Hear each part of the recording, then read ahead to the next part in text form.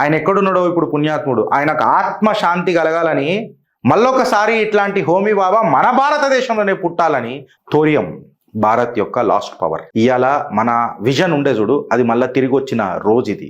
ఎప్పుడైతే మోదీ గారు అడుగులేసిండ్రో, అడుగులు ఈయన మామూలుగా వేయలే. మోదీ గారు 2047 కల్లా భారత్ అనేది సెంచరీ ఆఫ్ ఇండిపెండెన్స్లోకి వెళ్ళిపోవాలా, 100 గిగావాట్స్ ఆఫ్ పవర్ తయారు చేయాలా. ఇక్కడ థోరియం తీసుకొని చూస్తే ఎనర్జీ ఎంపైర్లల్లా అగ్రగామి. ఇది హోమీ బాబా గారి దుర్మరణం తర్వాత దీన్ని సప్రెస్ చేయబడ్డది. కాకపోతే ఈ థోరియం అనేది ఇన్ఫైనైట్ క్లీన్ పవర్కి నాంది వలుకుతుంది, దారి చూపిస్తుంది. డిస్కవరీ ఆఫ్ థోరియం ఫస్ట్ ఏందో అది తెలుసుకున్న తర్వాత మనం గడిపోదాం. 1828లో నార్వియన్ ప్రీస్ట్ ఎవరైతే మార్టిన్ ఎస్మార్క్ ఎవరైతే ఉన్నారో ఆయన ఒక బ్లాక్ మెటీరియల్ని డిస్కవర్ చేసిండట.